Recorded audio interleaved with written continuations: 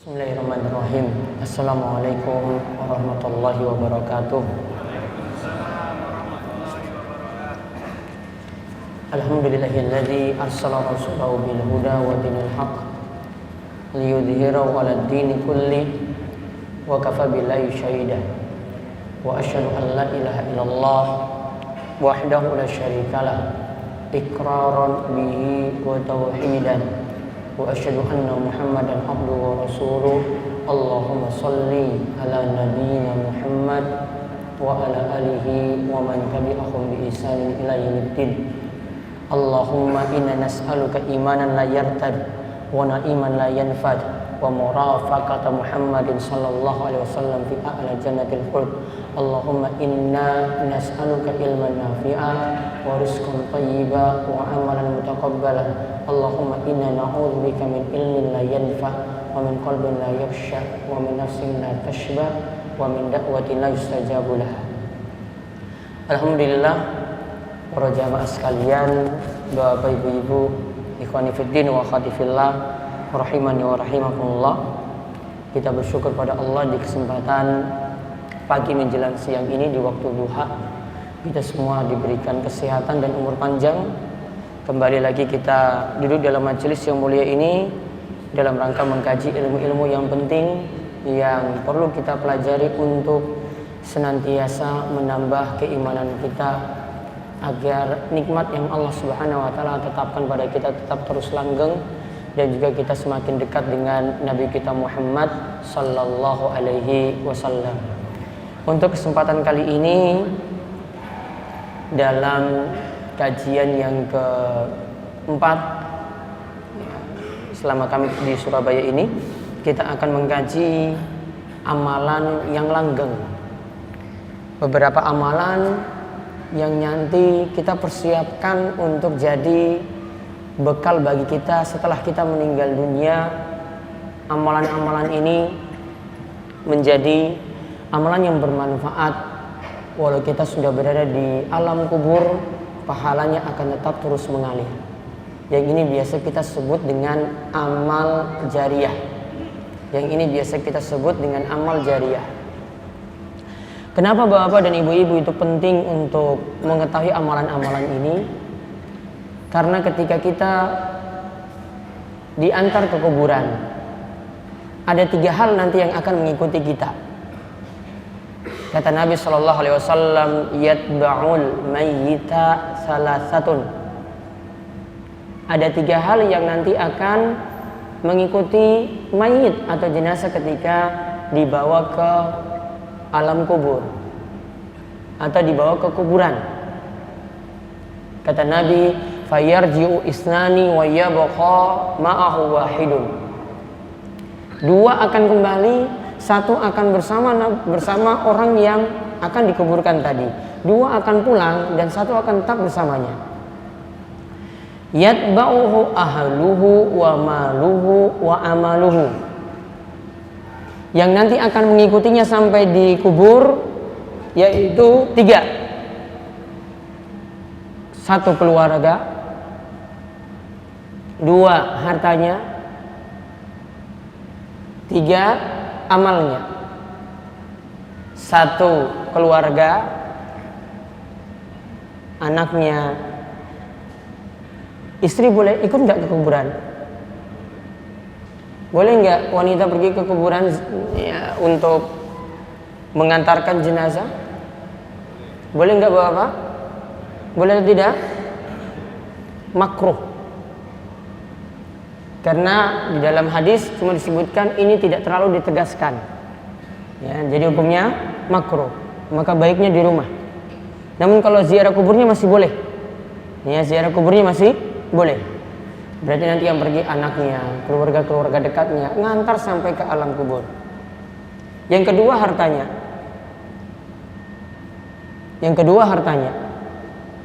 Hartanya sempat ikut. Kemudian yang ketiga amalnya. Kata Nabi tadi 2 hal yang pulang. Berarti apa yang pulang?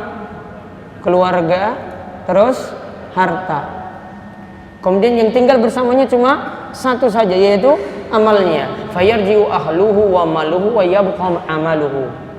Maka yang nanti akan pulang kembali ke rumah, keluarganya dan juga hartanya. Kemudian yang nanti akan tetap bersamanya,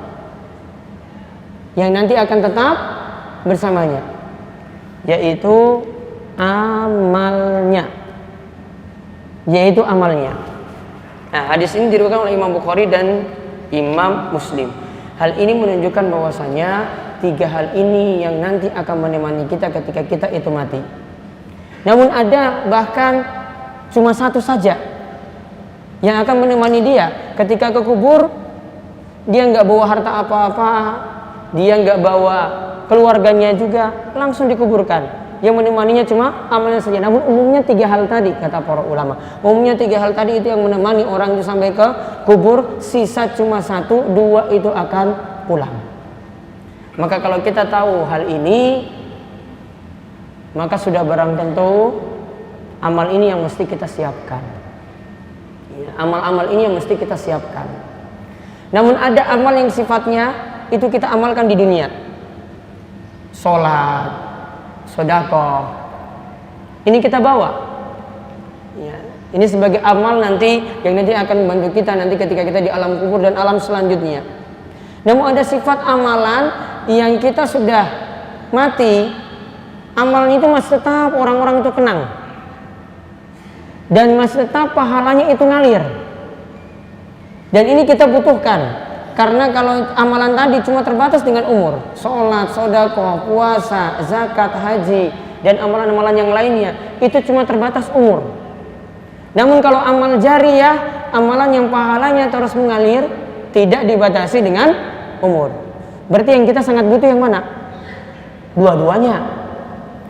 Namun kita butuh juga amalan ini, amal jariyah harus ada. Karena kita tidak merasa cukup dengan amalan yang cuma dibatasi dengan umur. Namun ada amalan yang pahalanya kita pingin itu terus mengalir. Nah, kalau kita lihat amalan-amalan yang ini ya, artinya amalan-amalan yang membekas. Ini bisa dilihat dalam surat Yasin ayat ke-12. Surat Yasin ayat ke-12. Senang nggak baca surat Yasin? Senang nggak baca surat Yasin? Nggak senang? Ya harus dibaca surat Yasin itu. Ya, namun butuh perenungan. Nggak ada masalah dengan surat Yasin. Jangan terlalu anti dengan surat Yasin. Nggak ada masalah. Ya, boleh nggak baca surat Yasin? Boleh nggak? Boleh. Nggak ada masalah. Dikaji boleh nggak? Sudah pelajari tafsir surat Yasin apa belum? Belum kan? Apa belum? Yang sudah punya hafalan-hafalan surat Yasin nggak masalah. Tinggal kaji tafsirnya. Nah ini diantara salah satu ayat ini loh. Surat Yasin ayat 12. Innama nahnu nuhyil mauta wa naktubu ma qaddamu wa asarahum wa kulla syai'in ahsaynahu fi imamin mubin. Saya yakin tadi ada yang mau ikuti ini sudah hafal. Gak masalah Pak ini dihafal gak apa-apa. Saya juga hafal kok. Ya. Namun saya tidak amalkan untuk amalan-amalan tertentu. Pokoknya hafal aja. Bisa berdalil dengan surat Yasin seperti ini. Apa kandungan ayat ini? Surat Yasin ayat 12. Sesungguhnya kami yang menghidupkan dan kami yang matikan. Allah yang menghidupkan, Allah yang matikan. Wa naktubu ma qaddamu, dan telah kami tuliskan apa yang telah mereka kerjakan. Wa asarahum, dan bekas-bekas amalan mereka. Wa kulla syai'in, dan segala sesuatu ahsaynahu, segala sesuatu telah kami perhitungkan, telah kami kumpulkan fi imamin mubin, di dalam kitab yang jelas, kitab induk yang nyata, di Lauhul Mahfuz. Bapak-bapak, ibu-ibu sekalian, lihat pada kalimat wa naktubu ma qaddamu wa asarahum. Lihat pada kalimat wa asarahum. Apa yang dimaksudkan wa asarahum? Dan bekas-bekas amalnya juga, yaitu bekas amalan. Di sini ada beberapa tafsiran yang para ulama katakan. Kadang yang dimaksudkan bekas langkah kaki mereka ketika mereka berjalan ke masjid. Ada juga tafsiran langkah kaki menuju sholat Jumat. Ada juga tafsiran yang lain, bekas kebaikan dan kejelekan yang orang lain itu ikuti. Dan ini berarti amal jariyah sudah disinggung. Nih, asarohum dia sudah disinggung tentang amal jariyah. Bekas amalannya yang diikuti oleh orang lain. Berarti kalau dia mati, amalannya yang diikuti oleh orang lain ini pahalanya akan terus mengalir pada dirinya. Berarti surat Yasin ayat 12 tadi sudah mengajarkan tentang amal jariyah.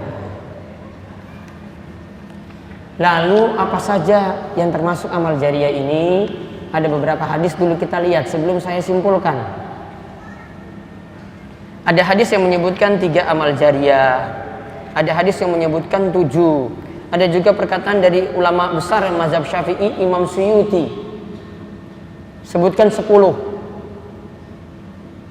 Kalau kita mau total, ya mungkin ada yang dapat yang lain, namun yang ini yang saya dapatkan 12. Ada 12 amal jariyah. Kita bacakan dulu hadisnya, nanti baru gabung-gabungkan. Idza matal insanu in qata anhu amalu illa min salasatin. Ketika manusia itu meninggal dunia, maka amalnya itu akan terputus. Kecuali berapa hal? 3. Yang pertama, illa min shadaqatin jariyatin. Shadaqah jariyah. Nanti ada rinciannya sendiri ya. Kemudian yang kedua, au ilmin yuntafa'u bih. Ilmu yang diambil manfaatnya. Kemudian yang ketiga, awaladin sholihin yad'unahu, atau anak soleh yang selalu mendoakan orang tuanya. Ada yang punya cetakan yang lama dari buku amal jariyah yang kami tulis, yang warna biru, nanti silakan diperbaiki halaman 17. Yang benar anak soleh yang selalu mendoakan orang tua, bukan anak soleh yang selalu didoakan orang tua. Jadi anak soleh ini sifatnya selalu mendoakan bapak ibunya. Kalau kita lihat dalam hadis yang lainnya dari Abu Hurairah radhiyallahu anhu, hadis ini dikatakan hasan oleh Syalbani, diriwayatkan oleh Imam Ibnu Majah dan Imam Al-Baihaqi. Inna mimma yalhaqul mu'mina min amalihi wa hasanatihi ba'da mautihi. Sesungguhnya yang didapati oleh orang yang beriman dari amalan dan kebaikan yang ia lakukan setelah ia mati itu ada beberapa. Di sini disebutkan yang pertama, ilman allamahu wa nasyarahu. Yang pertama di sini ini sebutkan 7. Ilmu yang ia ajarkan dan ilmu yang dia sebarkan. Ilmu yang ia ajarkan dan ilmu yang dia sebarkan. Kemudian yang kedua, anak soleh wa waladan solihan tarokahu. Anak soleh yang dia tinggalkan. Kalau yang dimaksudkan anak soleh sini anak kandung berarti.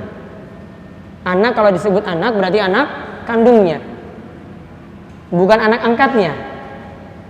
Kalau ada anak angkat yang dia didik atau ada anak murid yang dia didik, ya ini masuk dalam ilmu yang dia ajarkan. Ya, ilmu yang dia ajarkan. Namun yang dimaksudkan tadi anak soleh yang dia tinggalkan, anak soleh sendiri sudah menjadi amal jariyah baginya. Kemudian yang ketiga, wa mushafan warasahu. Mushaf Al-Quran yang dia wariskan. Mushaf Al-Quran yang dia wariskan. Kemudian yang keempat, au masjidan banahu. Masjid yang dia bangun. Kemudian yang kelima, au baitan li ibnis sabil banahu. Atau rumah untuk ibnu sabil yang dia bangun. Kemudian yang keenam, au nahran ajrahu. Atau sungai yang dia alirkan. Sungai yang dia alirkan. Bisa jadi bentuknya sungai ini dia alirkan ke rumah-rumah. Ya, sampai rumah-rumah itu bisa mendapatkan air. Nanti saya sebutkan bentuk-bentuknya, rincinya bukan hanya sungai saja, nanti ada bentuk yang lainnya. Kemudian yang ke-7, au shadaqatan akhrajaha min malihi fi sihhatihi wa hayatihi. Ada sedekah yang ia keluarkan dari harta. Ia keluarkan ketika dia itu sehat dan ketika dia itu masih hidup. Dia keluarkan ketika dia itu sehat dan ketika dia itu masih hidup. Ada berapa disebutkan dalam hadis ini? 7. Lalu dikatakan oleh Nabi SAW, yalhaquhu min ba'di mautihi. Amal-amal tadi nanti akan terus bersama dirinya sampai pun dia itu mati. Setelah dia mati akan dikaitkan terus dengannya. Jadi maksudnya bersama dia terus, pahalanya akan terus ngalir walaupun dia telah meninggal dunia. Nah, kalau disebutkan Imam Suyuti, beliau sebutkan dalam bait syair, nanti ada tambahan-tambahannya, nanti lengkapnya kita akan lihat, saya gabungkan jadi 12. Kita langsung lihat 12 amal jariyah. Kesimpulan dari hadis-hadis yang ada dan nanti digabungkan dengan hadis yang lainnya lagi. Yang pertama, mengajarkan ilmu. Kadang bisa dengan hal yang sederhana loh Bapak Ibu-ibu. Gak mesti mengisi pengajian seperti ini. Semua bisa ngulang Quran gak? Mengajarkan Quran bisa tidak? Iqra lah, Iqra. Iqra 1 bisa ajar gak? Bisa ya? Ngulang Iqra 1 saja, itu Masya Allah pahalanya sudah sangat luar biasa. Apalagi Iqra 1 itu landasan loh, pondasi. Orang bisa baca Al-Quran kalau mulai dari Iqra ini ya, pengenalan huruf, dari alif sampai ya, didapati dari mana? Iqra ini. Atau ada yang punya metode-metode lain, ada buku-buku yang lain. Kalau saya dulu nggak pernah belajar Iqra. Ada metode-metode yang lawas yang sudah ada, lebih cepat lagi daripada Iqra. Iqra kan sampai tingkatan 6. Kalau yang lain-lain itu cuma pengenalan huruf, terus cara baca, digabung-gabungkan, terus latihan baca Quran. Nah ini lihat, mengajarkan ilmu. Jadi ilmu yang sederhana bisa kita ajarkan. Namun Bapak Ibu sekalian, kalau ingin mengajarkan sesuatu, termasuk nasihat secara umum, saya ajarkan apa yang dinasihatkan oleh Ibnu Taimiyah, modal penting ketika kita ingin mengajarkan ilmu, termasuk kalau ingin dakwah kepada orang-orang dekat. Suaminya ngaji, istrinya nggak ngaji.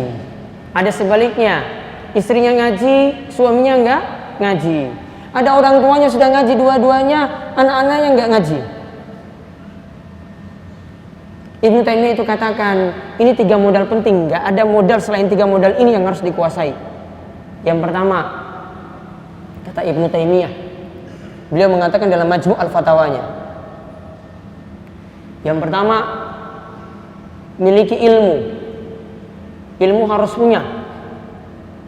Ngajarkan apapun itu harus dengan ilmu. Ngajarkan pada anak dengan ilmu, ngajarkan pada istri dengan ilmu, ngajarkan pada teman dengan ilmu, ngajarkan pada jamaah masjid juga dengan ilmu. Gak bisa dia buat-buat sendiri. Ngajarkan pada teman sama mahasiswa juga dengan ilmu. Kata Ibnu Taimiyah, ilmu ini ada di awal. Ilmu dulu baru mengajarkan. Ilmu dulu baru berdakwah. Kemudian yang kedua, miliki kesantunan, lemah lembut ketika tengah-tengah berdakwah. Memiliki kesantunan, lemah lembut ketika kita itu berdakwah. Dan ini juga sama saja ketika kita ingin berdakwah, mesti yang diterapkan dari kaidah ini atau nomor 2 ini, mesti ketika berdakwah lihat-lihat, nggak main langsung serang. Perlu ada strategi. Dan kita ini kadang nggak pakai strategi kalau ngomong pada orang. Pinginnya cepat. Wah, bagaimana saya mau kasih tahu bapak saya ya? Bapak saya itu perokok berat. Namun ada hal yang lainnya bapaknya juga belum melakukan. Sholat subuh masih sering bolong. Mana yang lebih dipentingkan? Sholat subuh dulu apa rokoknya dulu? Hah? Sholat subuh dulu apa rokoknya dulu? Sholat subuh. Karena meninggalkan sholat dosa besar. Dosa besarnya lebih besar daripada dosa besar yang lainnya. Bahkan bisa sampai tingkatan kafir menurut sebagian ulama. Berarti mana yang lebih diingatkan dulu? Sholat. Ingatkan sholat, bapaknya sibuk sholat subuh, rutin lagi. Alhamdulillah bisa diajak ke masjid lagi. Gak usah singgung rokoknya dulu. Gak apalah nanti dia keluar sholat subuh nanti bawa rokok terus dia tarik. Wah ini dingin-dingin kayak gini enak nih isap rokok. Ada waktunya. Tahapannya ada. Gak main asal hantam saja. Datang pulang-pulang baru ngaji tentang bahayanya rokok. Pulang-pulang bapaknya lagi tarik rokok langsung ambil rokoknya ditarik terus dibuang. Gak boleh pak. Saya baru datang dari pengajian ini. Pengajian katakan itu dilarang. Kasih tunjuk bungkus rokoknya lagi. Gak punya mata pak. Ini sudah ditulis loh di sini. Merokok apa sekarang tulisannya? Hah? Merokok membunuhmu. Berarti cuma orang yang buta huruf aja kan yang ngerokok. Kasarannya kayak gitu. Namun jangan bilang bapaknya juga buta huruf pak kamu ini. Ada caranya. Lemah lembut dimiliki, kesantunan dimiliki, sabar. Ada cara-caranya. Kapan sampaikan ini? Lihat dulu targetnya. Saya mau pentingkan yang lebih penting. Ibu belum berjilbab. Namun ibu masih pakai pakaian gaul. Mana yang lebih dipentingkan dulu? Dia tutup kepala dulu atau langsung jilbab besar? Kalau jilbab besar ibu nggak mau. Mana dulu yang dipentingkan? Ya berarti tutup kepala dulu kan? Oh dia datang ke pengajian, masih bisa masuk masjid. Baru kan kali itu pelan-pelan. Oh dia dapat teman-teman, semuanya alhamdulillah jilbabnya besar. Pelan-pelan kan tertarik nanti. Wah itu saya lihat tadi samping saya pengajian nak, itu ada yang pakai jilbab besar. Tolong tanyalah belinya di mana. Atau carikanlah beli di mana. Nggak perlu ngomong untuk suruh pakai itu, nanti bisa tahu sendiri. Kadang sederhana saja. Ya, saya kadang contohkan yang sederhana saja. Misalnya ada juga yang mohon maaf, ya dalam masalah pakaian mungkin tidak seperti kita ingin menjaga sunnah Nabi SAW supaya pakaian kita tetap bersih. Kita angkat sedikit dari mata kaki. Ada sebagian yang agak sinis dengan ini. Perlakuannya berbeda. Nanti orang ini dengan orang yang ini, wah saya dekat-dekat dengan orang ini, saya lah dia sudah nyunnah, yang ini belum. Akhirnya yang ini dia mau ngajak ngobrol, yang pakaiannya seperti ini tidak mau.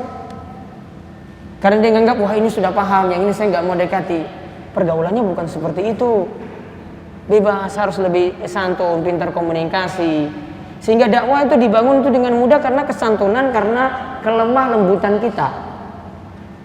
Akan datang dengan sendirinya. Non muslim pun nanti akan lihat, wah ini santun sekali, nggak usah banyak bicara, praktekkan saja langsung.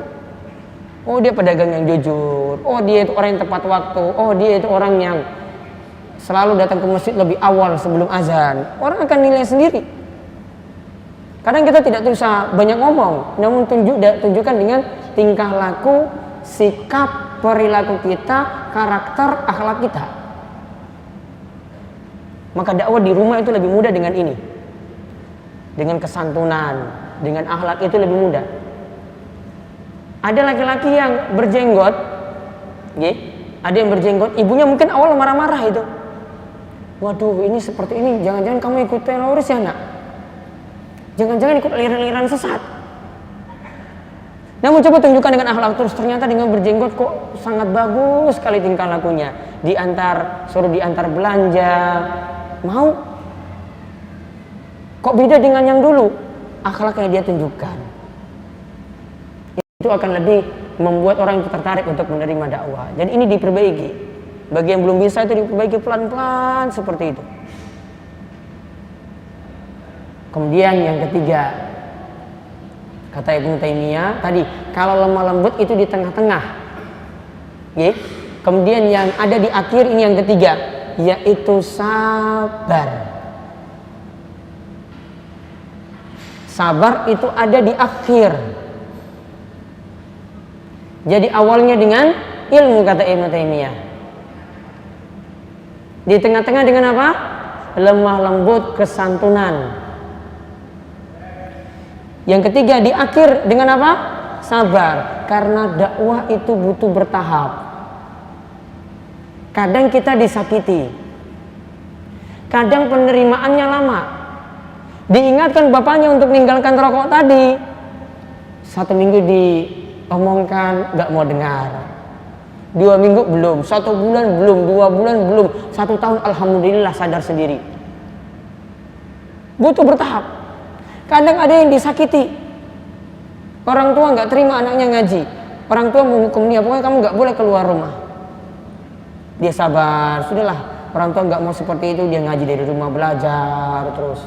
Mungkin dengan ikuti kajian live itu nanti dia ikuti. Sabar dia. Suatu waktu nanti akan jalan keluar, karena Allah sudah janjikan, inna ma'al usri yusra. Sesungguhnya di balik kesulitan itu ada kemudahan, dan ayat ini kan diulang lagi, di balik kesulitan juga ada kemudahan. Itu hikmahnya ada, kenapa ayat ini diulang. Hikmahnya itu kata para ulama, usri yang pertama itu diulang lagi yang kedua itu dengan menggunakan alif lam. Ya kan ada alif lamnya ya?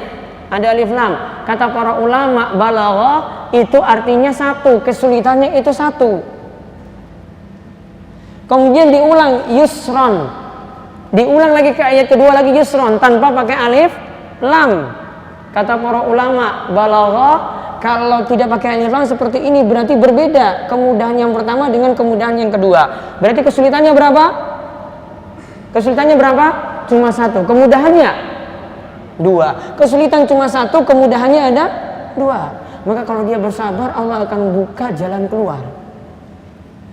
Ya, kalau mau bersabar, Allah akan buka jalan keluar. 3 ini dimiliki, insya Allah akan mengajarkan orang lain itu mudah. Nah, bentuk mengajarkan orang lain kadang kita tidak mesti langsung ulang juga seperti ini. Namun bentuknya, bapak-bapak, ibu-ibu bisa jadi fasilitator, bisa memfasilitasi. Ada tempat pengajian yang ini butuh untuk dibangun, maka semua kompak untuk nyumbang untuk mendirikan tempat pengajian tadi sehingga semuanya bisa ngaji di situ.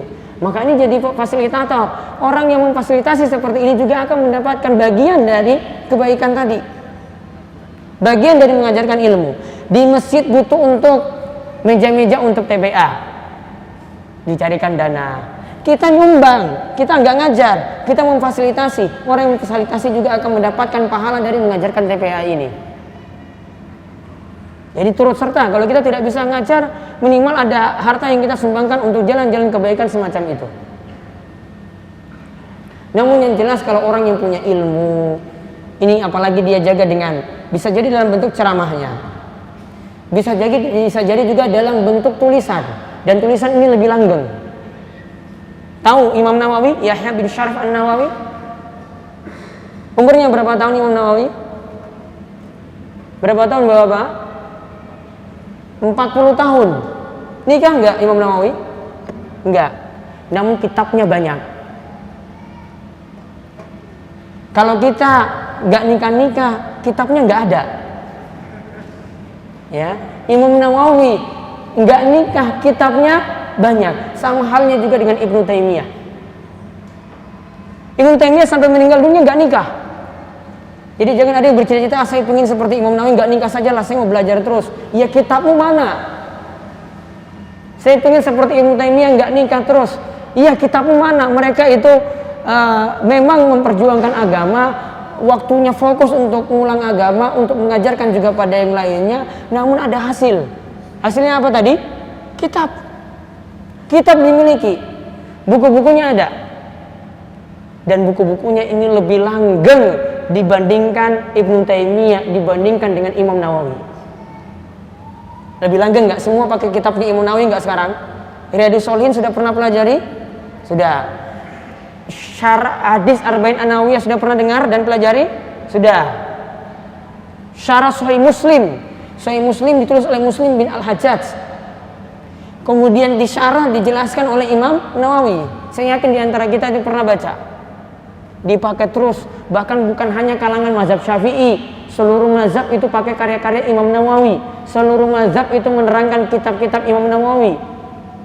Bukan hanya di mazhab Syafi'i. Langgeng. Maka benarlah kata orang terdahulu, yamutul alimu wa yabqa kitabuhu. Orang alim memang bisa mati, namun kitabnya itu tetap kekal abadi. Orang alim memang bisa mati, namun kitabnya, tulisan-tulisannya bisa kekal abadi. Namun yang jelas kalau mau menulis butuh ilmu, butuh dasar-dasar ilmu yang kokoh, sehingga ilmunya tadi juga bisa punya manfaat yang besar dan terus dipakai oleh orang lain. Itu yang pertama tadi. Sekarang yang kedua, mengalirkan sungai.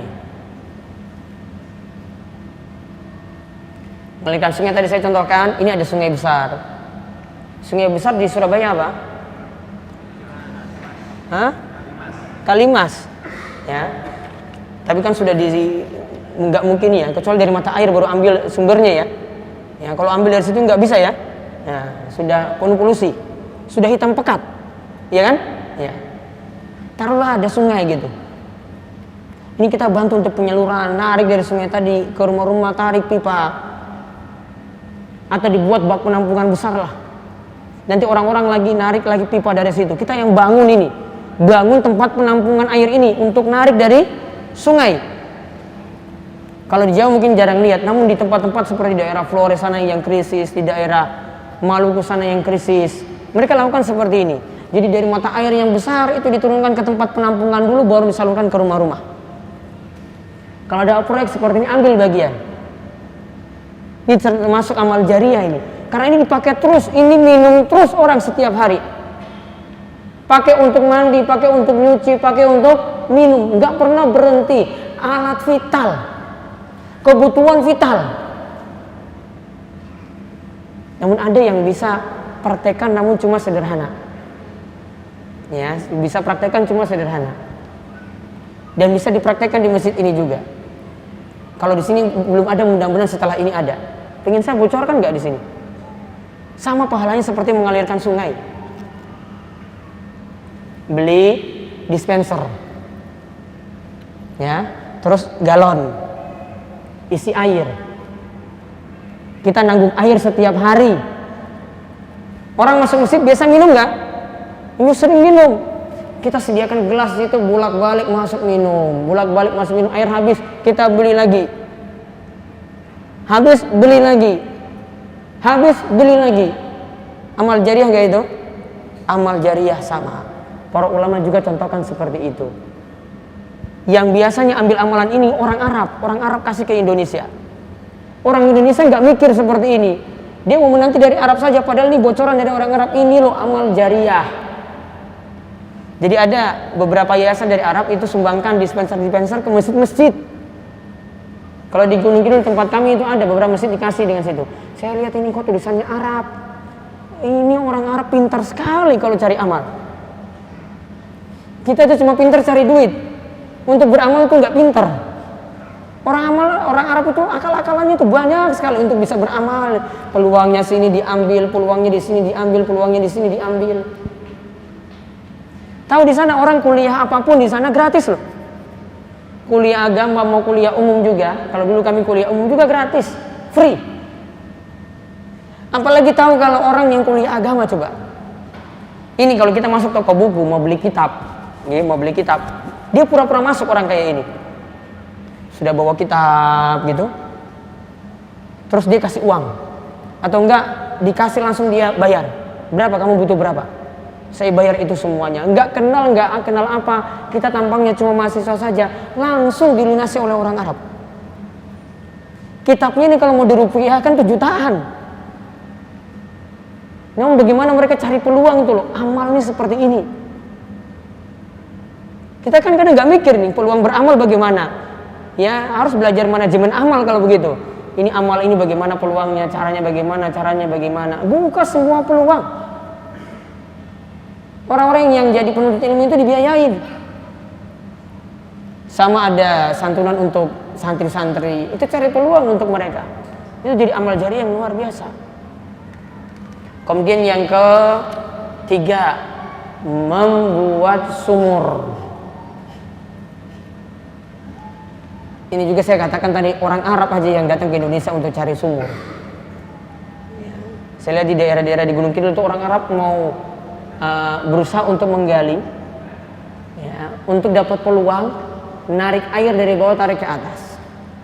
Namun kalau di daerah di Gunung Kidul itu beberapa titik itu nggak bisa, karena airnya langsung tembus ke bawah tanah dan sifat batunya itu keras sehingga sulit untuk dibor.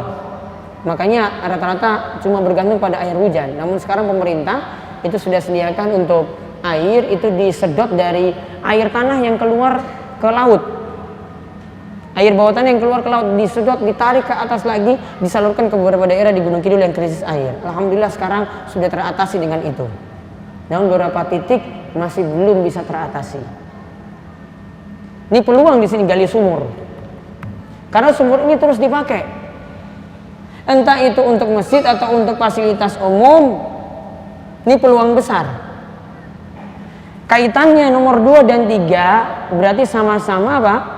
Menyediakan air. Dan ini punya pahala besar. Pernah dengar kisah ada laki-laki, ya, kalau yang punya buku nanti lihat kisahnya di halaman 26. Ya, ada orang, yaitu laki-laki yang lihat anjing ketika itu dalam keadaan sangat-sangat haus. Kemudian laki-laki ini punya sepatu. Dan anjing itu kalau hausnya bagaimana ciri-cirinya? Keluarkan apa? Ilatnya keluar kan? Lidahnya keluar kan? Netes-netes. Dia lihat anjingnya seperti itu. Nah, kemudian saat itu orang ini ambil khufnya. Khuf itu sepatu. Sepatunya itu diturunkan ke sumur, dibawa naik lagi ke atas, sudah berisi air. Diminumkanlah anjing tadi dengan air yang dia ambil. Ambilnya pakai apa? Sepatu. Dia nggak mikir-mikir cari ember di mana, cari gelas di mana. Sudahlah, sepatu saya saja. Langsung spontan anjing tadi itu minum. Kemudian ketika itu para sahabat dengar kisah ini, kemudian mereka katakan pada Rasulullah SAW, wahai Rasulullah, apakah kami itu bisa juga meraih pahala dari hewan semacam ini? Rasulullah SAW itu mengatakan, fi kulli kabidin ratbatin ajrun. Setiap kali engkau beri minum kepada orang yang punya urat ini maksudnya beri minum kepada orang yang haus, maka itu sudah mendapatkan pahala. Sama juga ada kisah wanita pelacur, kisahnya hampir mirip. Namun kalau tadi laki-laki yang ambil dengan sepatu, kalau ini wanita pelacur, dia juga lihat anjing dalam keadaan haus di tengah terik matahari. Anjing itu keliling-keliling, muter-muter sumur, mau ngambil air nggak bisa. Sambil menjulurkan lidahnya karena kehausan. Lalu wanita itu melepas sepatunya. Dia lepas sepatunya, ambil lagi air tadi sama. Ambil lagi air tadi itu sama, kemudian dia minumkan kepada anjing tadi. Kemudian Nabi SAW itu katakan, gara-gara dia minumkan air ini pada anjing tersebut, maka dia diampuni dosa-dosanya. Dia diampuni dosa-dosanya. Berarti dari memberi minum itu bisa sebagai ampunan dari dosa. Dari memberi minum karena ini termasuk kebutuhan vital, jadi amal jariah bagi kita. Kemudian ada lagi yang keempat, menanam kurma. Menanam kurma.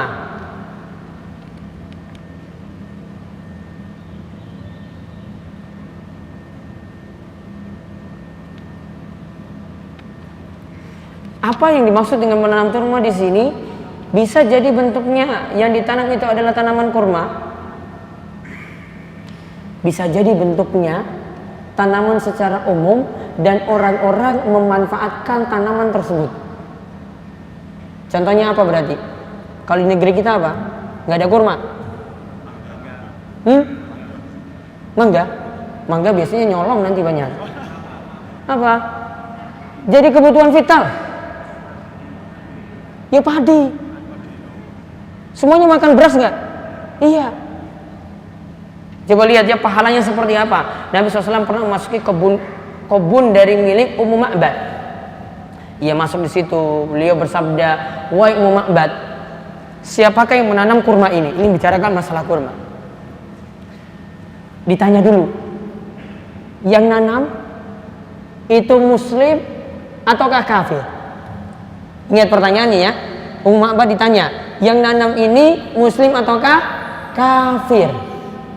Kemudian Ummu Ma'bad menjawab, yang nanam itu adalah seorang muslim.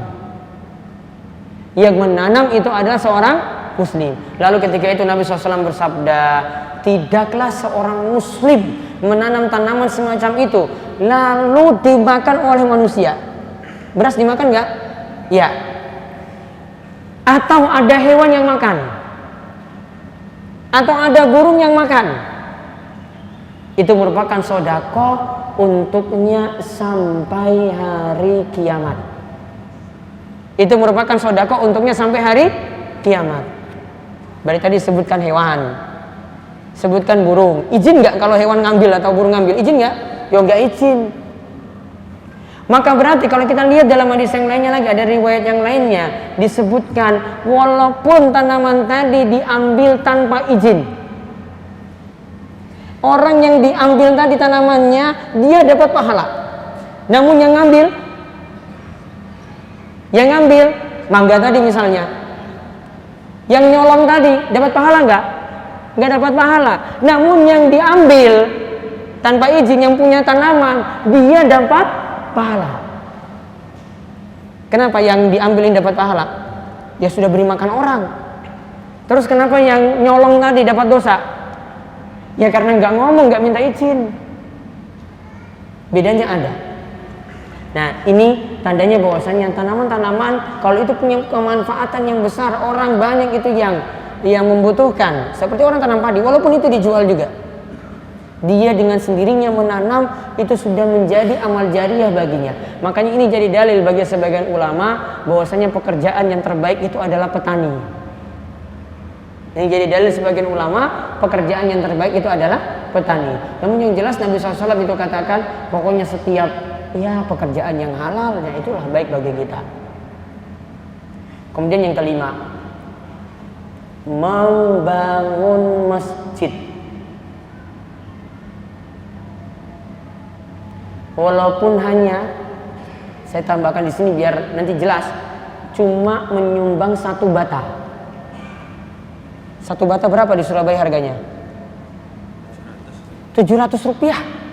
Ya, 700 rupiah. Walaupun berarti cuma nyumbang 700 rupiah. Namun urunan, ini jamaah-jamaah yang ada nyumbang satu bata, ini nyumbang satu bata, ini nyumbang satu bata. Akhirnya masjidnya itu berdiri.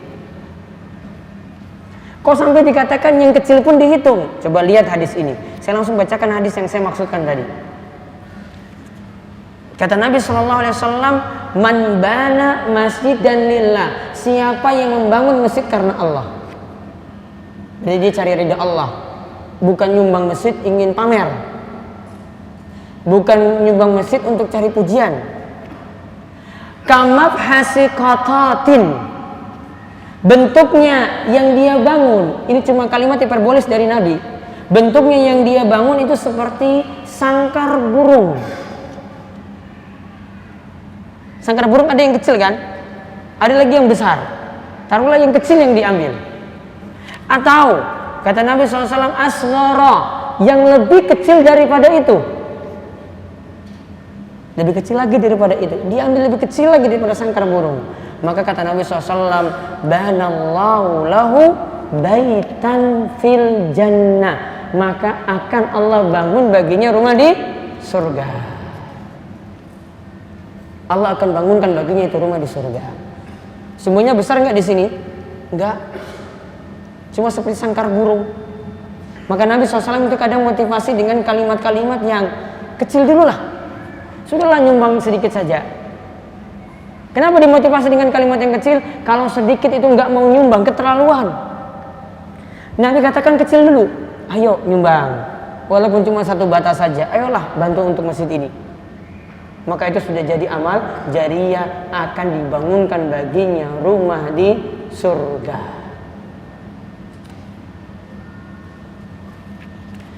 Kemudian yang keenam, mewariskan mushaf Al-Quran. Terserah di sini mushaf yang bentuknya itu cuma Arab saja isinya. Kalau lebih bagus lagi, ada terjemah. Termasuk juga di sini bisa menyumbang kitab-kitab tafsir. Apa Bapak yang sering dibaca kitab tafsirnya? Ibnu Katsir, itu bagus sekali ya.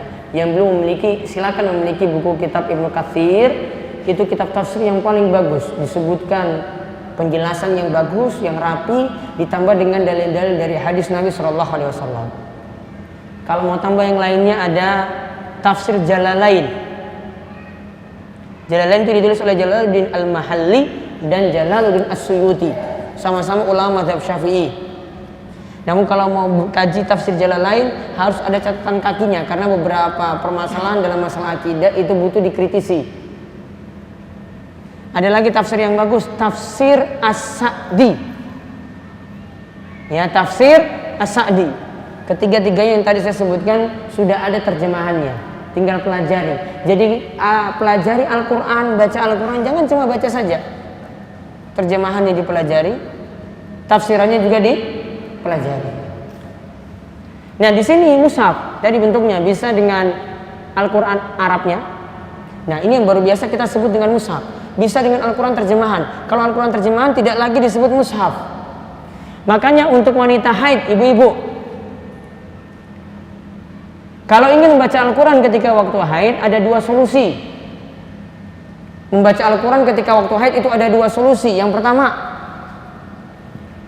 baca dengan mushaf dari Arab tadi, ya, yang tulisan Arab tadi, lalu pakai sarung tangan. Kenapa pakai sarung tangan boleh? Karena yang disentuh di sini Al-Qur'annya, yang disentuh ini kainnya yang nyentuh langsung. Bukan bukan kulitnya. Jadi adanya sarung tangan dengan tidak ada itu berbeda. Maka masih boleh. Dan ini yang jadi keyakinan juga dalam mazhab Syafi'i.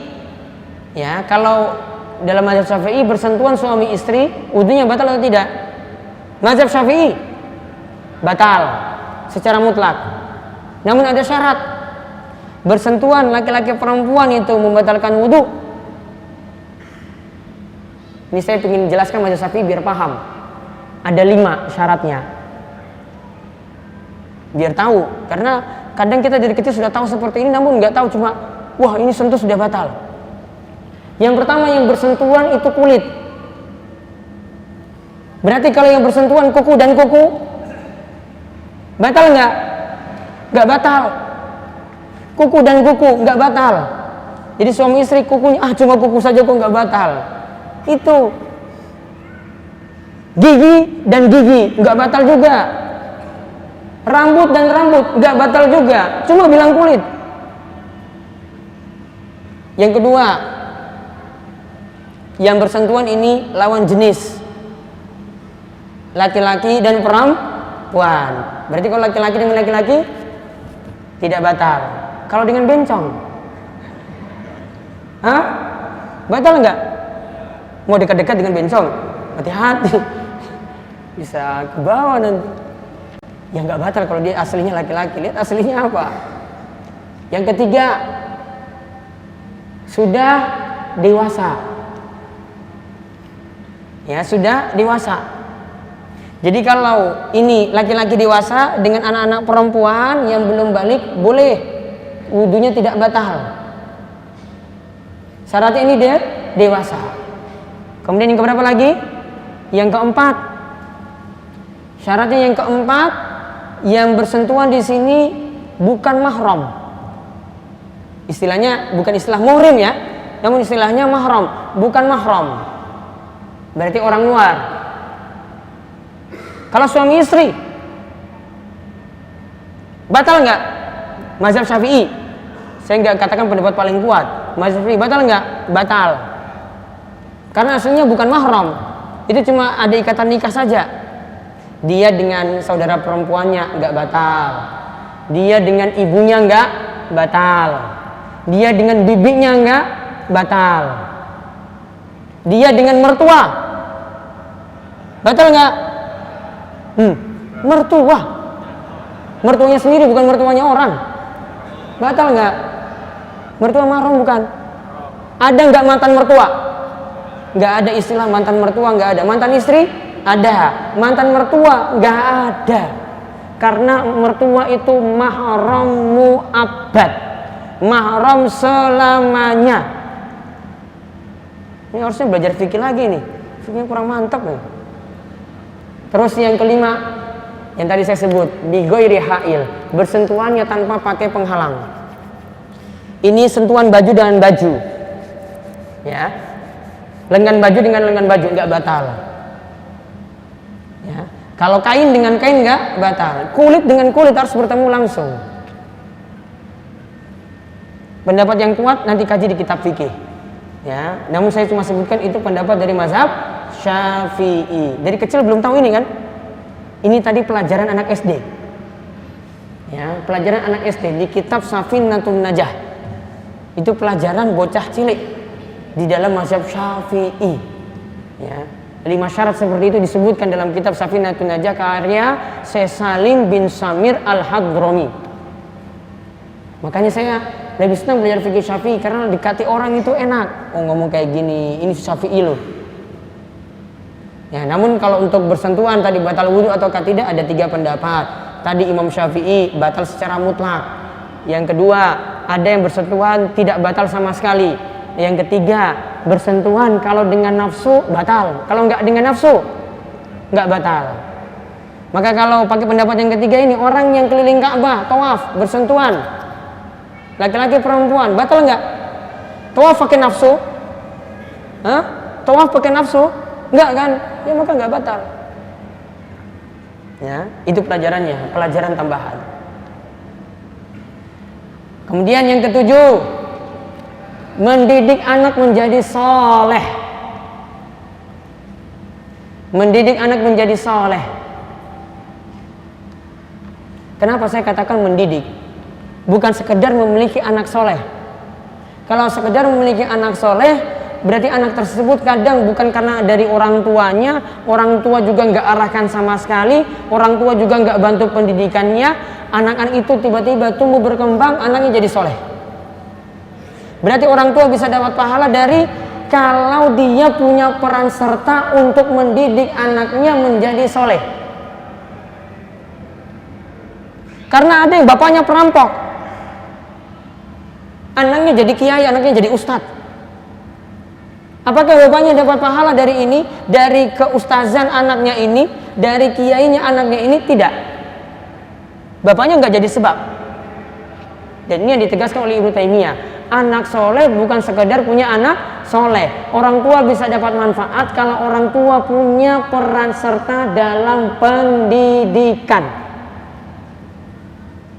Kalau kita nggak bisa ngajarkan anak, berarti kita jadi sebab. Sekolahkan anak dengan baik, arahkan anak.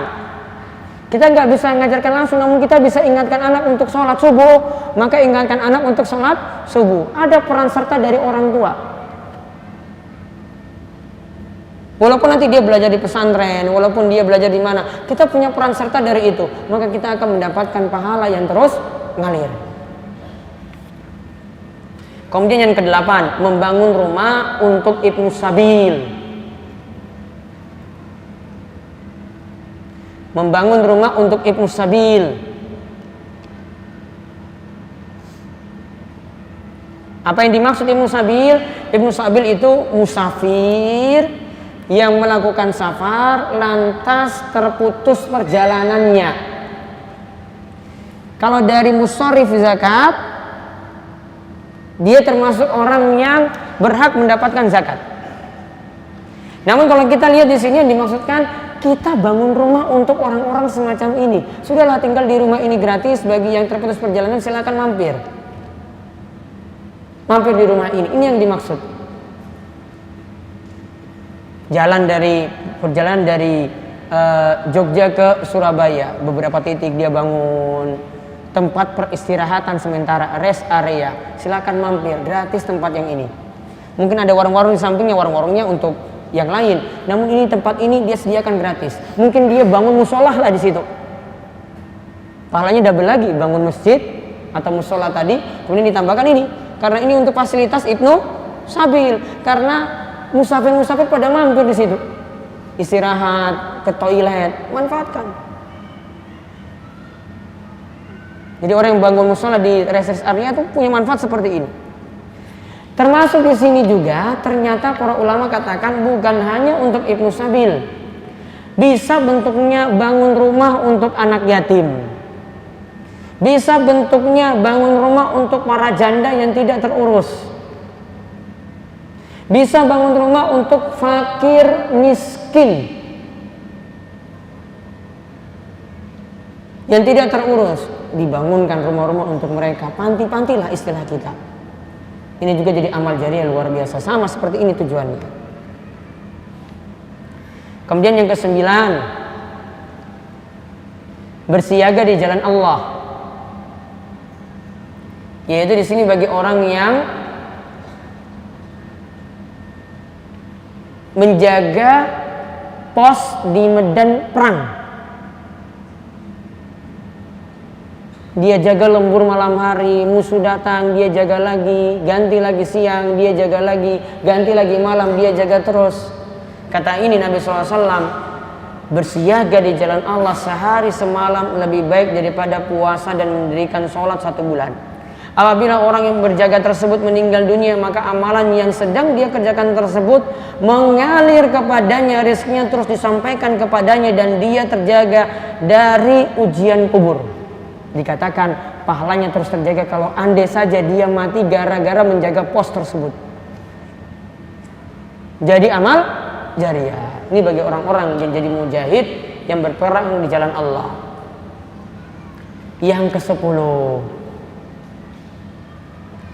ini pahalanya mengalir bagi orang yang menggali kubur seorang muslim. Menggali kubur seorang muslim. Dia gali kubur ya. Kenapa gali kubur?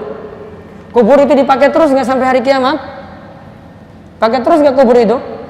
Gonta-ganti. Kalau rumah bisa direnovasi kan? Kubur butuh direnovasi nggak? Nggak. Terus seperti itu saja. Orang ini jadi sebab kan? Sampai jenazah ini manfaatkan tempat ini. Maka berarti dimanfaatkan tersebut, berarti pahalanya terus mengalir baginya. Sampai hari kiamat, masalah sepele. Kalau di Surabaya ada nggak istilah ini untuk orang yang biasa gali kubur? Biasanya siapa yang ngerjakan? Kalau di masyarakat, bukan anak-anak ngaji maksudnya. Kalau di masyarakat, kalau di desa itu ada orang yang ditokohkan yang biasa ngurus itu, Pak Rois, Pak Kaum.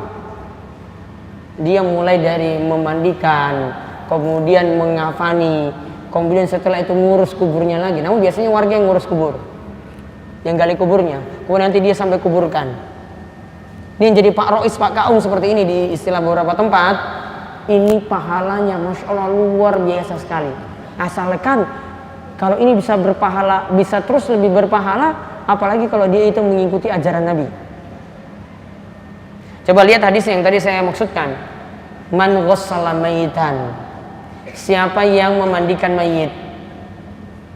Memandikan itu seperti kita mandi junub ya. Namun di sini orang yang hidupnya memandikan si mayit tadi.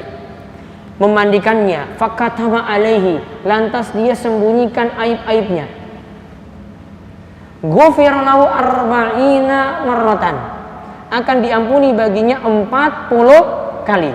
Wa man kaffana mayyitan kasahallahu minas sundusi wa istabrakil jannah. Dan siapa yang mengafani mayit, maka Allah akan pakaikan baginya pakaian sutra di surga. Kalau mandikan tadi pahalanya 40 kali ampunan kan? Kalau mengafani pahalanya itu dikatakan sini akan dipakaikan pakaian sutra di surga. Wa man hafara limayyitin qabran fa ajannahu fihi ujriya lahu minal ajri ka ajri maskanin askanahu ila yaumil qiyamah. Siapa yang gali kubur untuk mayit, kemudian dia membuatkan rumah untuknya, untuk mayit tersebut, yang jenazah itu ditempatkan di dalamnya, maka pahalanya baginya ketika dia masukkan dalam kubur tersebut, dia akan diberikan pahala seperti pahala membuatkan rumah yang jenazah itu ditempatkan di dalamnya sampai hari kiamat. Pahala rumah ini sampai hari kiamat, berarti terus mengalir sampai hari kiamat. Sudah keberapa tadi? 10, sisa 2. Yang ke-11 menjadi pelopor kebaikan. Karena Nabi SAW mengatakan, man sanna fil islami sunnatan hasanatan falahu ajruha wa ajru man amila biha, dan seterusnya. Nabi katakan, siapa yang menjadi pelopor, man sanna fil islam, siapa yang menjadi pelopor dalam kebaikan. Dulu ini contohkan oleh Nabi SAW tentang masalah sedekah. Ada yang jadi pelopor, yang lainnya itu ikut. Kemudian Nabi sebutkan hadis ini, siapa yang menjadi pelopor dalam kebaikan, lantas ini diikuti oleh orang lain. Lantas diikuti oleh orang lain. Orang lain ikut dia terus. Dia amalkan, maka dia akan mendapatkan pahala dari orang tersebut yang ikut tanpa mengurangi pahalanya sedikit pun juga. Mengurangi pahala orang yang mengikutinya. Ini kalau satu orang yang ikuti, belum 2 orang, belum 3 orang. Contohnya misalnya kepala keluarga ngajarkan anak istrinya bagaimana cara sholat yang benar, pahalanya ngalir terus. Kemudian ini mengalir lagi, diajarkan anak-anak yang lainnya. Anak-anak ini teruskan lagi kepada anak-anak yang lainnya lagi di bawahnya. Pahalanya ngalir terus, pahalanya ngalir terus. Seperti bentuk MLM. Satu yang ngajar di atas kan, turun ke bawah 2. Ini ngajar lagi, ngajarin yang di bawahnya lagi. MLM kan berarti? Boleh nggak MLM? Hah? Bermasalah atau tidak? Bermasalah, nggak usah lah pengen cepat kaya dengan cara-cara seperti itu. Cuma tergiur dengan orang-orang yang sukses saja. Belum tentu semuanya sukses dengan MLM loh. Cuma yang ditayangkan cuma yang sukses saja, banyak yang rugi. Nah ini jadi pelopor kebaikan. Salah satu contoh saja. Di masjid kita, ba'da subuh itu biasanya jamaah kosong blong. Kita beri contoh. Mungkin di hari-hari kerja lah. Ya. Di Surabaya terbit matahari jam berapa? Terbit matahari 5.30. Ya. Ada yang namanya sholat isyraq, atau ada sebagian sebut sholat syuruk. Ini dilakukan kita sholat subuh di masjid, kemudian setelah itu tidur apa? Zikir, mau baca Quran, kemudian tunggu sampai matahari meninggi. Matahari meninggi yang dimaksud 15 menit setelah matahari terbit. Lalu melakukan sholat 2 rakaat. Sholatnya 2 rakaat. Pahalanya apa? Tamma hajatuhu wa umratuhu, mendapatkan pahala haji dan umrah yang sempurna. Dan ini Bapak Ibu sudah termasuk sholat duha yang dikerjakan di awal waktu. Namun masih boleh nggak sholat duha lagi? Masih boleh, karena pendapat yang paling kuat sholat duha tidak dibatasi jumlah rakaat. Sholat duha tidak dibatasi jumlah rakaat. Kita jadi pelopor duluan. Orang-orang pada pulang kita contohkan duluan. Diam. Orang-orang kan nanti tanya-tanya, wah mas kemarin itu ngapain aja ke masjid? Kok zikir habis sholat? Apa ikut pesugihan atau bagaimana?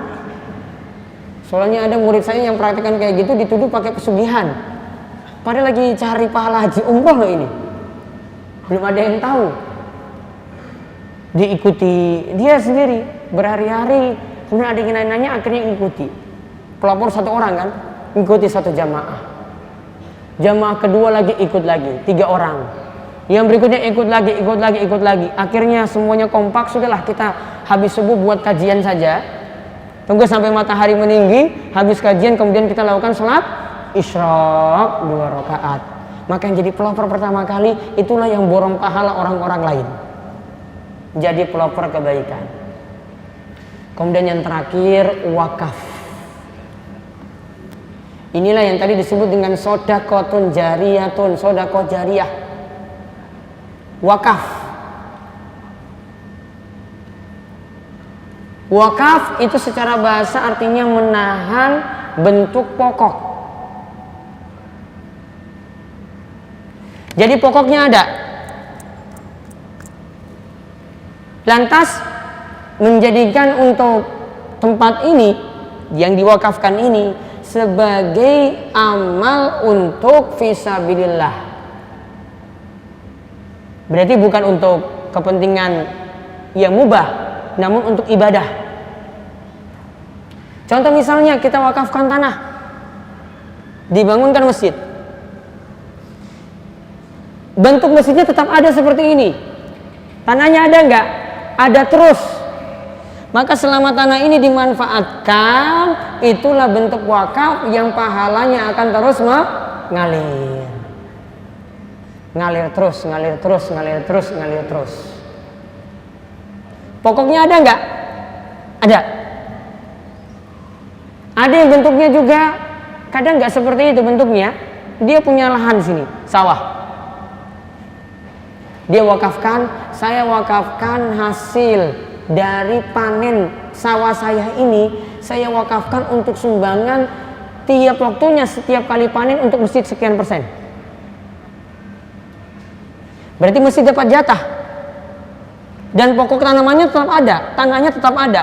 Terus ngalir, terus ngalir, terus ngalir. Setiap kali panen dia dapat amal jariyah. Setiap kali panen dia dapat amal jariyah. Dan inilah yang dimaksudkan dalam hadis tadi, sodaqotun jariyatun. Sodaqoh jariyah. Kenapa tadi kita bilang tahan pokok? Kata Nabi SAW, in syi'ta habasta aslaha wa tasaddaqta biha. Jika kamu mau tahan pokoknya, pokoknya itu ditahan, kemudian hasilnya di atasnya itu kamu sedekahkan. Kalau masjid apa berarti? Pemanfaatan bangunan di atasnya itu kamu sedekahkan, pakai gratis, cuma-cuma. Dan di sini kami ada sebutkan tentang aturan-aturan wakaf. Wakaf itu hendaklah diambil dari harta yang terbaik. Aturan-aturan wakaf di sini ya. Wakaf itu diambil dari harta yang terbaik. Ada di halaman 53. Kemudian untuk mempertimbangkan harta yang diwakafkan, mungkin punya tanah ini, tanah ini, tanah ini. Tanyakan kepada orang yang berilmu, tanah mana yang baik untuk diwakafkan. Jadi minta pertimbangan orang soleh yang kedua. Kemudian yang ketiga,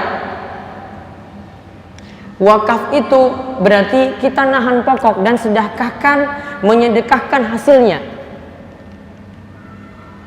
Misal di sini wakaf berupa tanah, tanah tetap ditahan, nggak boleh dijual. Jadi masjid yang sudah diwakafkan tanahnya tidak boleh dijual. Kemudian pemanfaatannya di atas yang dia sedekahkan. Kemudian yang keempat, ini tentang masalah wakaf. Cukup dengan lafaz saya wakafkan tanah ini sudah dikatakan berarti tanah tersebut sudah diwakafkan. Namun kalau untuk resminya ada sesuatu yang ingin diwakafkan, silakan tanya di kantor urusan agama. Ada pengurusan tentang masalah wakaf. Kemudian yang kelima, wakaf itu khusus untuk sesuatu yang bertahan bentuknya dan terus bisa dimanfaatkan, bukan sesuatu yang sekali pakai. Roti nyumbang untuk jamaah-jamaah sini, boleh nggak jadi wakaf? Tetap nggak pokoknya? Tetap atau habis? Habis, berarti tidak bisa jadi wakaf. Ini nggak bisa jadi wakaf. Harus tahan pokoknya dulu. Pokoknya harus ada. Kemudian yang keenam, barang wakaf tidak boleh dijual, tidak boleh diwariskan. Jadi sudah diwakafkan, anak waris itu nggak boleh ambil harta wakaf ini, dan juga tidak boleh dihibahkan.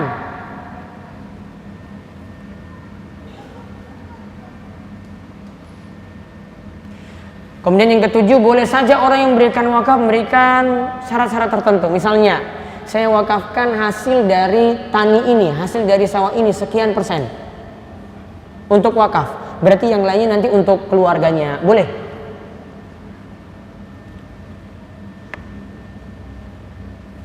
Kemudian yang kedelapan, yang memanfaatkan wakaf itu adalah fakir miskin dan orang-orang yang dituju. Berarti kalau masjid ini tanah, berarti semua yang pakai masjid. Kalau tadi hasil, misalnya hasil sesuatu, pokoknya dimanfaatkan untuk orang, cari orang miskin terlebih dahulu.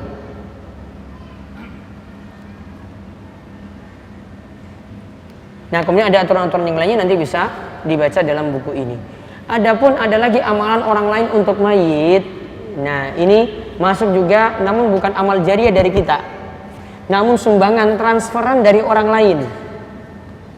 Ini ada bentuknya. Secara singkat, amalan dari orang lain yang bermanfaat untuk kita seperti doa, satu. Yang kedua, doa dari anak yang soleh, dua.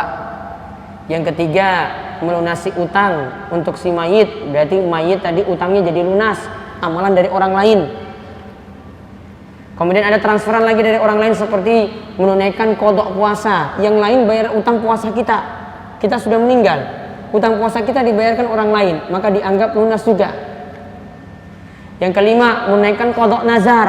Nazarnya belum dibayar, kemudian ditunaikan oleh keluarganya, maka berarti juga sudah dibayar, transferan dari orang lain juga. Yang keenam, sedekah atas nama si mayit. Sedekah. Misalnya dia nyumbang Al-Quran, mushaf ini ya, saya wakafkan atau saya sodakohkan atas nama ibu saya. Ini sedekah atas nama mayit. Atau pas pengajian ini dia beri nasi bungkus, ibunya sudah meninggal dunia, saya sedekahkan nasi bungkus ini atas nama ibu saya. Boleh. Dan nanti pahalanya ngalir pada ibunya. Yang ketujuh, haji dan umrah untuk orang yang telah meninggal dunia, alias badal haji atau badal umrah. Boleh. Kemudian yang ada lagi pembahasan yang lainnya, namun di sini pendapat yang paling kuat tidak nyampe, yaitu membacakan Al-Quran untuk mayit. Di sini kalau menurut mazhab Syafi'i, dinukil dari Ibnu Katsir, mazhab Syafi'i tidak menganggap sampainya bacaan Al-Quran untuk orang yang telah meninggal dunia. Wallahu a'lam bishawab. Itu saja yang bisa kami kaji untuk kesempatan siang ini. Ada yang bertanya langsung? Sekarang lagi ngetren, bahkan satu bangunan merupakan masjid, tapi masjid itu ditulisi atau pakai iklan, dijual masjid, tanah per meternya sekian juta sekian. Kalau itu wakaf, secara aturan KUA juga nggak boleh. Nggak boleh. Iya. Nanti silakan ditanyakan pada kantor urusan agama, mereka punya aturan juga. Sama seperti saya sebutkan tadi, kalau ini sudah wakaf, sama sekali tidak boleh dijual bangunan dan tanahnya sekalian. Tadi satu, monggo Pak.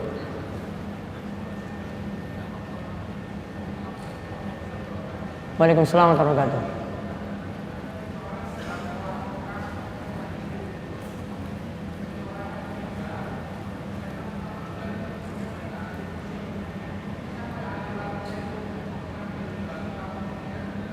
Ada yang bisa teruskan? Bukan, ada yang lanjutkan pertanyaan ke saya, ngomong ke saya? Saya nggak dengar. Atau maju Pak, monggo Pak, maju.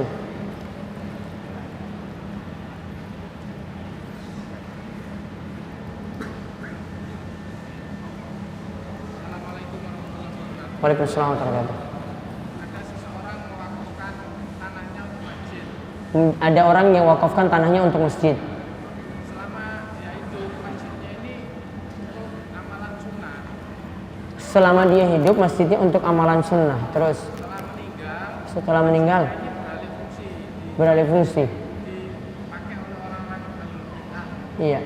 Bisa nggak ahli warisnya ini mengambil kembali wakafnya, katakan dijual atau bagaimana, tapi dialihkan, diserahkan hasil jual wakafnya ini ke tempat yang ahli sunnah. Secara aturan nggak bisa. Kalau mau dijual, mau dialihkan tuh nggak bisa. Yang ada nanti ahli warisnya ini cuma beri saran kepada masjid, ini bapak pesan dulu, masjidnya ini nggak boleh dipakai untuk amalan-amalan semacam ini. Harusnya ada wasiat dulu, ya.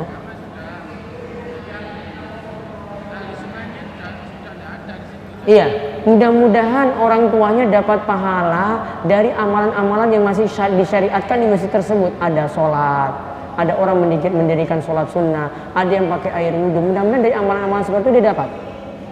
Dan insya Allah dia tidak dialirkan pahala amalan-amalan yang tidak ada tuntunan untuk dia, tidak. Karena niatannya mau untuk amalan-amalan yang baik. Jadi saran saya tidak bisa dialihkan. Atau coba nanti minta konsultasi dengan kantor urusan agama, mereka yang lebih paham tentang hal ini, bagaimana tasarrufnya. Dan jelas sama sekali tidak boleh dijual, sama sekali tidak boleh dipindahkan karena sudah seperti itu. Kecuali kalau dia minta untuk ahli waris minta untuk ganti pengurus mungkin, ya. Namun mungkin nggak seperti itu untuk dilakukan. Sudah?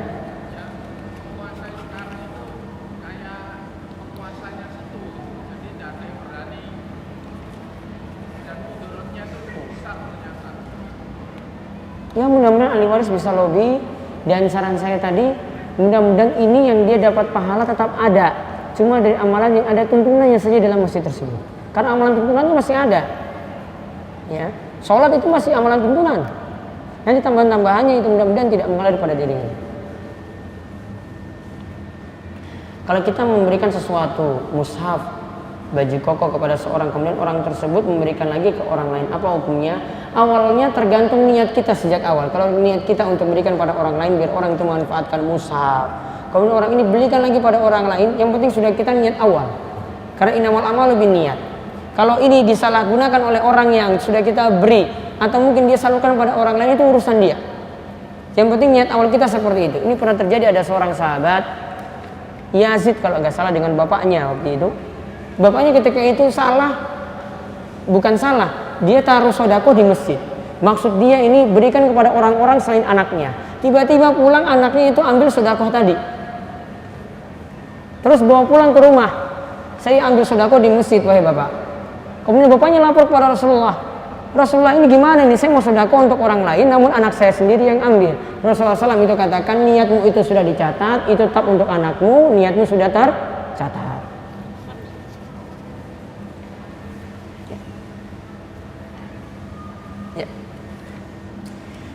Kemudian, apakah memberi makan buka puasa termasuk amal jariah? Apakah fasilitas buka puasa termasuk nanti dapat pahala orang yang memberi buka puasa akan dapat pahala dari orang yang berpuasa tadi? Apakah yang termasuk amal jariah? Insya Allah termasuk amal jariah juga. Apalagi kalau di situ diberikan minumnya juga. Kemudian, apakah memberi fasilitas ibadah juga termasuk amal jariah? Misal, selain mushaf yaitu baju koko atau sajadah masuk. Kalau ini dimanfaatkan terus dapat amal jariah. Apakah amal jariah yang 12 tadi bisa dilimpahkan pada orang lain? Bisa, kalau ada di situ bentuknya sodako, bisa sodakonya diatasnamakan orang lain. Contoh, bangun sumur, ngalirkan sungai, tadi diatasnamakan pada orang tua kita, maka orang tua kita akan dapat pahala terus. Ya, karena ini sodako yang diatasnamakan orang yang telah meninggal dunia.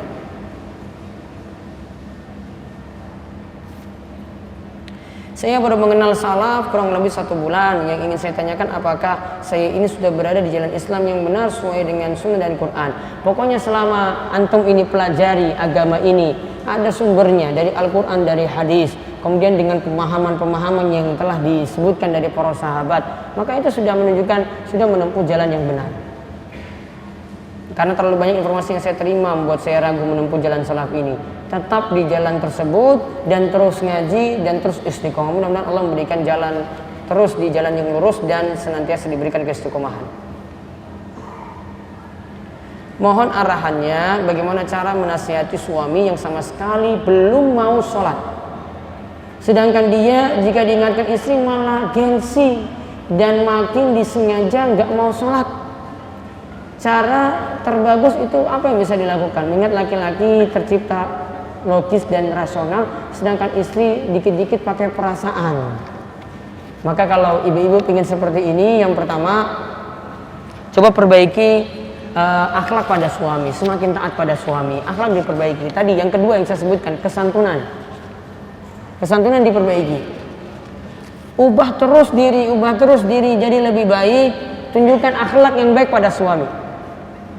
Kalau sekarang masih proses belajar, ya jangan terlalu paksakan sesuatu pada suami dulu. Tunjukkan akhlak dulu. Tunjukkan tetap sholat sambil ajak-ajak. Ayo mas, ayo sholat. Nggak mau ya sudah, tinggalkan. Besok lagi sholat berikutnya lagi ajak lagi, ayo mas sholat. Sudah disampaikan, nggak mau ya sudah, tinggalkan. Terus seperti tidak bosan-bosannya ngajak terus, sama seperti ngajak anak juga seperti tadi. Ditambah lagi dengan doa. Jangan lupa doa untuk suami. Ya, suami ketika kerja didoakan, suami ketika belum dapat hidayah juga di sini didoakan. Suami untuk urusan apapun itu doakan. Doakan beliau tetap sehat, doakan beliau juga lebih-lebih dapat hidayah dari Allah Subhanahu wa taala.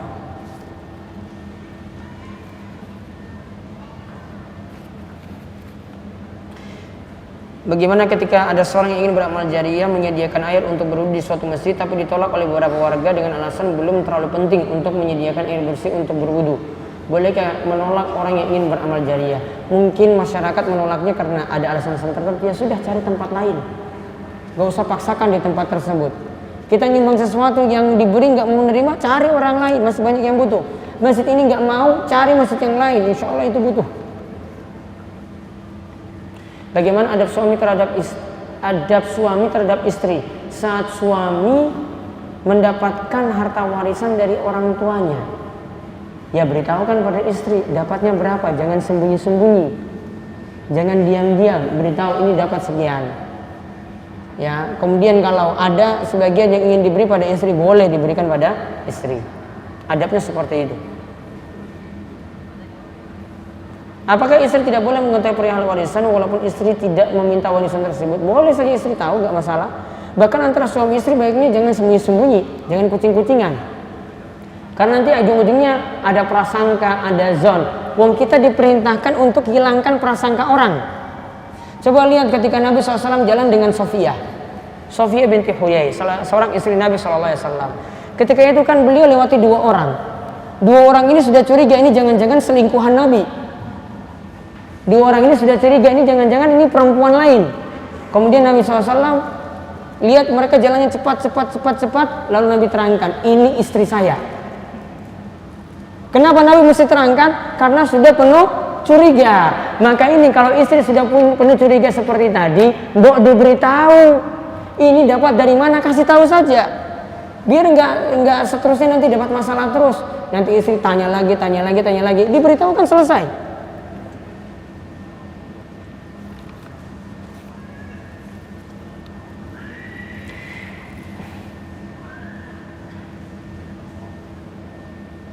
Bagaimana cara menasihati para akhwat yang doyan selfie, dinasihati oleh yang dengan yang kasar sampai yang sangat lembut sekali, nggak mempan.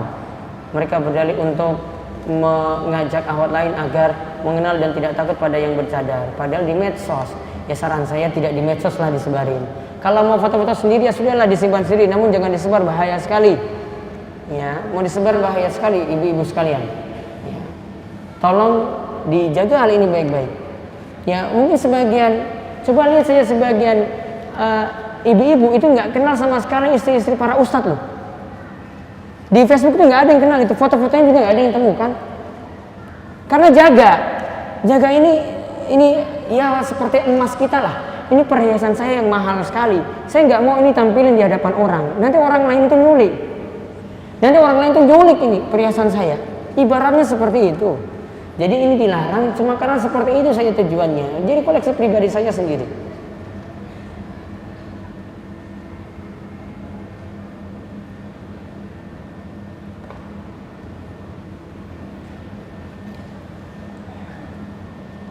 Apakah masjid harus dibangun di atas tanah wakaf? Kalau sekarang syarat untuk masjid, kalau lewat kantor urusan agama, tanah masjid harus wakaf.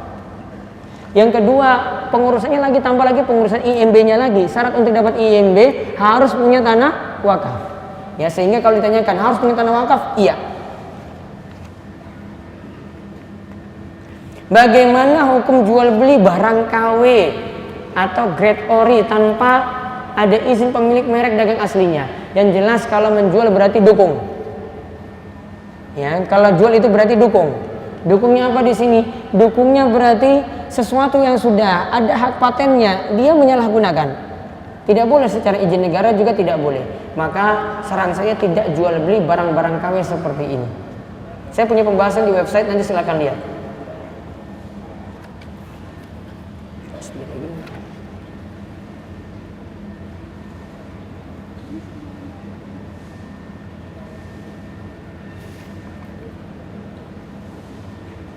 Bagaimana hukum bersentuhan dengan paman, suami bibi? Ini bibi, ini laki-laki mudah-mudahan yang dimaksud ya. Ini bibi, suami paman, maaf, bersentuhan dengan paman, paman dari suami bibi. Saya ulang, bersentuhan dengan paman suami bibi kandung saya. Bagaimana nih? Jadi dia punya bibi ya, punya bibi kan? Punya suami, berarti suami dari bibi kan? Nah, suami dari bibi. Ini dari perempuan berarti ini yang nanya, ya, dari perempuan yang nanya. Apakah ini jadi mahram? Itu bukan mahram. Apakah satu sepupu itu mutlak semuanya bukan mahram, atau apakah ada hukum tertentu atau sepupu yang menjadikannya mahram? Sepupu mahram atau bukan sepupu? Bukan. Ya, keponakan yang mahram, kalau sepupu bukan. Jika ada amal jariyah, adakah dosa jariyah? Ada. Kalau kita berbuat dosa seperti orang tua buat dosa dicontoh oleh anaknya. Jadi dia jadi pelopor kejelekan. Kalau jadi pelopor saja. Kalau tidak maka tidak. Ya, kalau tidak jadi pelopor tidak. Jadi jadi pelopor kejelekan maka dapat dosa jariyah tadi. Namun dosanya nggak mesti sama. Pokoknya dapat bagian dari dosa tersebut. Ini bagaimana suka duka, ini sudah banyak ditanya nih, suka duka dakwah di Gunung Kidul itu seperti apa? Kapan-kapan lah cerita.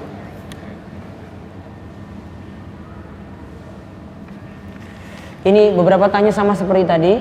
Kalau kita nyumbang untuk masjid, masjidnya itu di dalamnya ada amalan-amalan yang tidak ada tuntunan, itu boleh ataukah tidak? Beberapa pertanyaan sama seperti tadi. Maka kalau memang kita tahu itu untuk seperti itu, ya baiknya tidak. Namun boleh jadi niatan kita lain. Kita nggak dukung amalannya, karena asalnya masjid yang dibangun itu rata-rata untuk ibadah lah. Dan di dalam masjid nantinya ada ibadah yang dilakukan tanpa tuntunan dan yang dilakukan dengan tuntunan. Maka kalau kita mau nyumbang, cukup niatkan saya. Tergantung niat kita juga kan. Kita niatkan untuk membangun yang nanti amalannya di situ yang dibangun dengan sesuai tuntunan. Contoh misalnya kita punya masjid kampung, semua warga ditarik untuk sumbangan masjid. Kita ikut nyumbang nggak? Ya sudahlah, ikut nyumbang. Dengan niatan saya nyumbang ini khusus untuk amalan-amalan yang ada tuntunan saja di dalam masjid.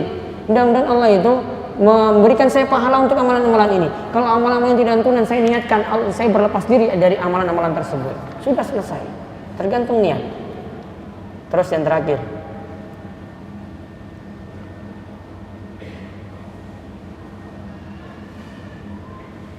Jadi tadi saya sebutkan 3 pendapat.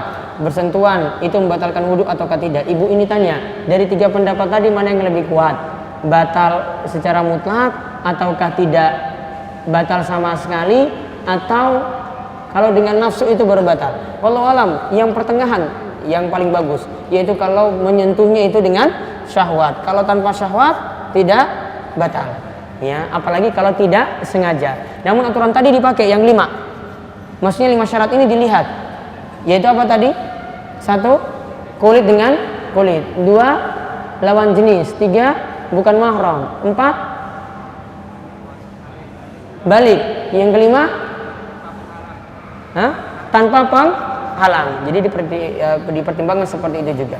Wallahu a'lam bishawab. Ini saja yang kami sampaikan, mudah-mudahan bermanfaat dan mudah-mudahan kita bisa mempersiapkan amal jariyah bagi diri kita di 12 tadi, dan juga mudah-mudahan kita senantiasa terus berusaha menambah ilmu, tidak bosan-bosannya menghadiri majelis ilmu semacam ini, dan mudah-mudahan kita senantiasa diberikan keistiqomahan. Ya, demikian yang kami sampaikan. Subhanakallahumma bihamdika asyhadu an la ilaha illa anta astaghfiruka wa atubu ilaik. Assalamualaikum warahmatullahi wabarakatuh.